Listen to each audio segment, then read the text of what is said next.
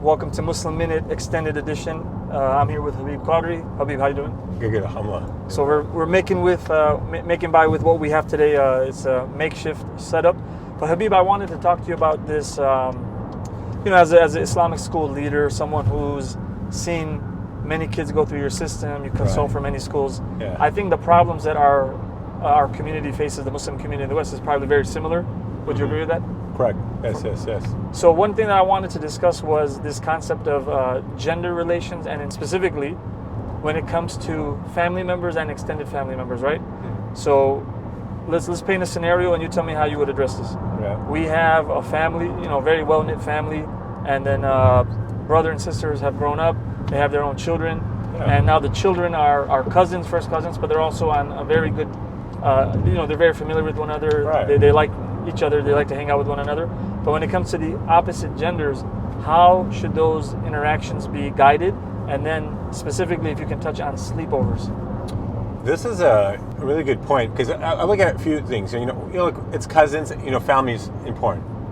But I think one of the things we have to realize when even kids, have same gender, opposite gender, I want to break it into three phases. Suppose the same age. So they're same age, 8-year-olds, 9-year-olds, but different gender. You have to realize even someone who might be 9-year-old to a boy might be 11 years old, there are different things going on in their bodies, right? And I think one of the things I want to make sure is that when families do have hangouts and get-togethers, making sure when the kids are hanging out that it should also be in some specific open area. Like closed doors, especially opposite genders, that doesn't it's not like when I say this, everyone's going like, oh my God, I'm getting conservative. Right. But we've had situations, I've had people who have spoken and say, hey, you know what, my older 13-year-old cousin was with my 8-year-old daughter, and she was tickling too much, or they were grabbing too much, or they took her just in the room and they were just playing around, right? But those are things that you have to realize that there's some wisdom in Allah subhanahu wa ta'ala even talking about that. Hey, even when they're young or they haven't reached the age of puberty, if one of the kids have, it's something you need to be worried about. And even if not, even 10, 11, but they haven't reached the age of puberty.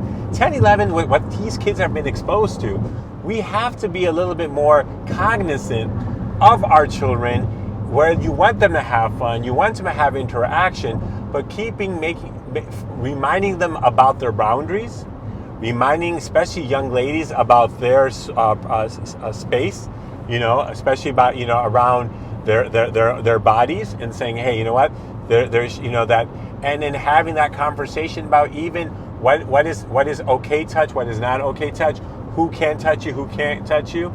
Even if my own daughters, even I remember my wife had talked about, said, look, if it's not mom, after now my daughters, when you get to 9, 10, 11 years old, it's like, hey, Baba is not going to be giving you showers. When they're 1 or 2 years old, 3, help them out, change them, clothing, change diaper, whatever. But at a certain age, that they need to understand it's going to be mom, or maybe the mother-in-law, or the grandmother, right? But even that's very limited. Even saying, hey, you know what, you will not be changing your clothes in front of your grandfather, and so on and so forth. And now you might something like, oh my God, why am I saying this? Because 70% of some form of improper touch or experience for a young lady is by someone they know. Someone they're familiar with. Someone we're familiar with, right? So that's why I think it's so important to kind of have that premise of why, when this thing, I know it might be a bit longer, but it's so important to kind of keep that in mind, that parameters of have fun, play, but it should be an open space, it should not be like closed doors, and then everyone should know their proximity of their space of physical touch, what should be. Yes. So let's paint some scenarios, and you give us a simple yes or no. Family party, all the grown-ups are on the main floor, and all the kids are by themselves, either upstairs or in the basement. Yes or no? It depends on who's there. I don't like when even now you have young boys, 9 years old, hanging out with the 15-year-old boys. Because one of the big things is that now you have these kids, everyone's got phones, they're watching stuff, and the kid's like, what is that? Can I watch too? Sometimes they might walk into it, then like, okay, don't say anything.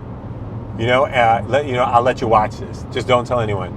Or so what happens is, I feel like some kids are going to be exposed to things they don't need to. So that everything, it doesn't have to always be like, oh my God, someone just might be improper touch. It might just be improper conversations, things that they don't need to hear or C, which kids are now might be watching a movie that they're watching. So that's when they're like, oh, they're watching a movie. I'm like, well, what kind of movie are they watching? Because I might not be okay with whatever. So every parent has their parameters or what they're okay with, what they think religiously is okay. Might not be the same that you're okay with. Right. Might not be the same what I'm okay with. From the music, from the TV to the cartoons, documentaries, all of that, right? So it's so important to kind of get a feel for that. If it is upstairs, hey, then the ladies are the ladies, girls are in one room, boys are boys in the other room. Or if it is something like it's a big basement where there's enough people looking that no one should be by themselves in a room. That's where it happens. But sometimes when you're downstairs, if there is a room, then it's so important, parents that say, whoever the oldest, like, hey, I need to make sure you're looking at your little brother, so on and so forth. They should always be there. And I know these are uncomfortable conversations, but we've had conversations like, hey, you will never walk into, when we go to the mall, if someone tells you to come here, even if it's an uncle, so-and-so, relative, you think it might be, if we told you not to, right. that no one's picking you up, you don't go with anyone, right? In the room, at the thing, at a masjid, any area, like, hey, you're going to the bathroom, you always go in group of 2. And sometimes moms don't understand. I'm like, my daughter would go to the bathroom, even in a restaurant, I'm like, go with someone. Right. They're like, what? Even my son, go by themselves. I'm like, no, I'm walking with him. Because even a 12-year-old boy, or a 7-year-old boy, at 9 years old, going to the bathroom, there's some adults there who are perverted minds.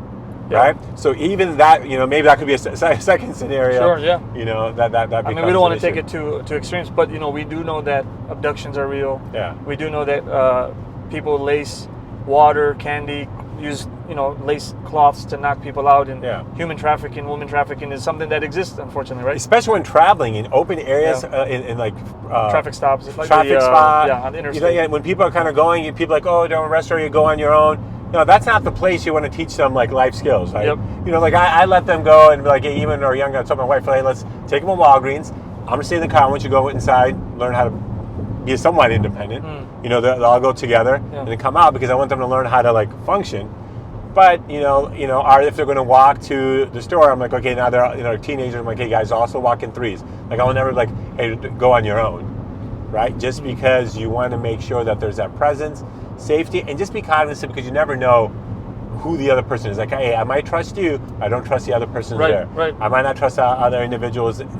Sometimes even neighbors or kids like that, where you want to have that thing of not them being worried, but you also want them to make sure that they understand that there are things in life, there are good people and there are some bad people, and we just need to be aware. Yeah, so I think sometimes we feel uncomfortable to state how we actually feel, right? So we know that we don't feel comfortable with our kid hanging out with another group of kids or around a certain elder in the community, but then because of that shame, we're like, oh, should I say something?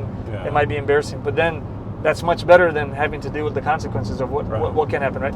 So the last question I have for you is, again, I know you're not a psychologist or a psychiatrist, but from your experience in the decades of education, dealing with parents, dealing with kids, dealing with different generation of kids, right? Would you agree that most of the time when these type of uncomfortable situations happen, where some type of abuse, some type of neglect, some type of taking advantage of happens, it's normally, and again, this is going to sound maybe bad to some, but we're talking about like data, statistics, that it's normally males, they perpetrate these things more than the females? Yeah, a majority, one of the things we have to realize that guys know guys. Yeah. Guys know what we go through and hormones and that. And sometimes I think ladies don't understand that. Yep. Let's just look at statistically, if you look at even your local sex offenders list, right, 90% are going to be male. That's one. Second of all, you will see that there's a big range. There's from 17, 18-year-old all the way up to 50, 60 years old. So it's not like, oh my God, it just happens when they're just, because their hormones are going wild when they're young. It happens when they're adults because at a certain time they might be where they maybe, as they're getting older and they're having a hard time, being with someone or with, they don't have a companion. So you'll see that sometimes even at those ages you have men that who are doing things inappropriate to individuals. And especially now people are watching things that they've never done before. And now when you watch something, they want to go aggressive more. And that becomes problematic. So I think that is something so important. So even as families, we need to be really cognizant of when our kids, especially of our daughters, when they're around other adults, making sure who they are, even still being an open area, making sure even if they visit, like even, like when we go, if kids want to stay at someone's house, right? You want to make sure, okay, do they have, like you have 11, 12-year-old, but do they have do they have teenagers in the house, right? Your daughter maybe have a friend with another one, but do they have teenagers who are 14 and 16, right? Then their parents might be like, oh, everyone gets to play together, but you just want to be like, it's okay to ask, like, hey, so when they're playing, have that, are they staying over? Are the kids going out? Like, are the boys going to be out as this party's happening for the girls, right? I think those specific things become, very important to kind of keep in mind.